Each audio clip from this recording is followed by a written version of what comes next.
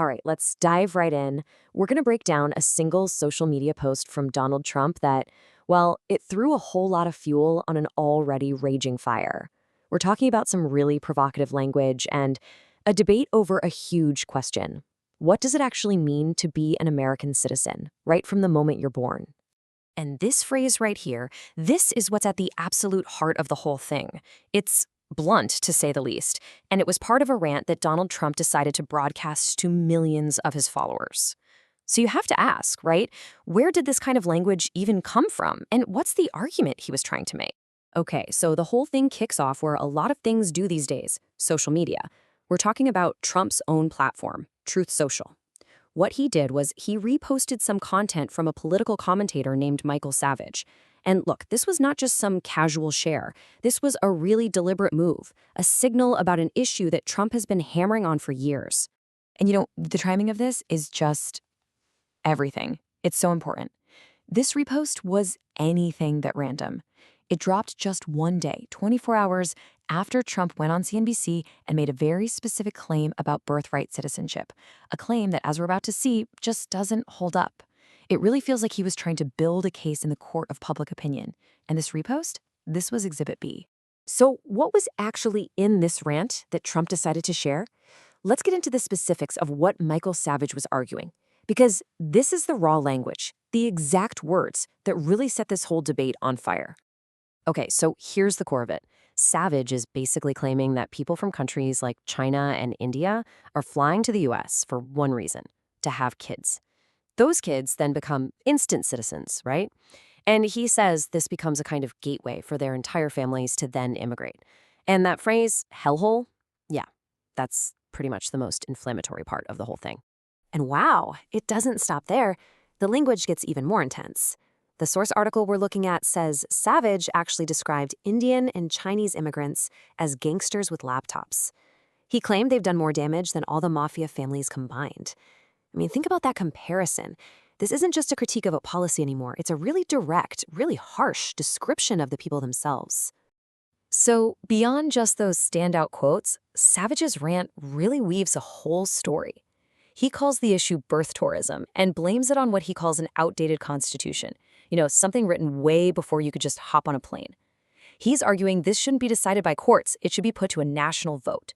And then he ties it all to economic anxiety, claiming that because of all this, white men have basically nil chance of getting a job in high tech. It's important to remember this one repost, it's really just one battle in a much, much longer war. For years, Donald Trump has been right at the center of the fight against birthright citizenship. This is just the newest chapter in a long story. Okay, before we go any further, let's just make sure we're all on the same page. What is birthright citizenship? You might hear the fancy term jus soli, but it's a pretty straightforward idea.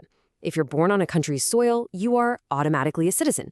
It sounds simple on the surface, but believe me, the implications, they're anything but. And this timeline really shows you how focused Trump has been on this. It's not a new thing. For a long time, he's called for ending the policy. Then, in 2025, he actually signed an executive order to try and limit it.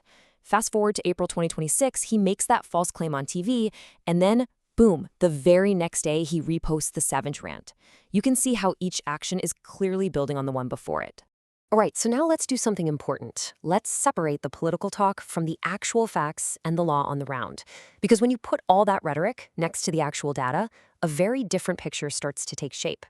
First up, that claim that the US is the only country that does this? Well, that's just not true. The article we're pulling from points out that around 36 other countries have the exact same policy. We're talking about our neighbors, Canada and Mexico, plus most of South America. 36. Just let that number sink in for a second. It's a simple number, but it's a really powerful comeback to the idea that the US is some kind of outlier here. It shows that this policy, far from being unique, is actually pretty common, especially here in the Americas. So what about the law right here in the US? Well, this isn't just some old tradition we follow. It's actually baked into the 14th Amendment of the Constitution. And for more than 100 years, the general legal agreement has been that, yep, this amendment guarantees citizenship to anyone born on American soil. And that brings us right up to today, to the legal fight that's happening as we speak. That executive order Trump signed back in 2025, it's being challenged in court. The case is called Trump versus Barbara, And it's being argued right now before the Supreme Court. I mean, think about that. The very foundation of birthright citizenship is being debated at the absolute highest level of the U.S. legal system. And if you want to know what Trump thinks is at stake, well, here it is in his own words. He said that if the court rules against his position, it will cost America its dignity. That one word really tells you just how personal and how deeply political this fight is for him and for his supporters. So, all of this, it brings us back to a really fundamental question, doesn't it? This whole fight over birthright citizenship, it's not just about immigration policy, and it's not just about one controversial post online. It's about a core part of the U.S. Constitution, a promise that's been around for over 150 years. With the 14th Amendment itself now in the spotlight, the outcome of this whole thing is going to define what it means to be born American for generations to come.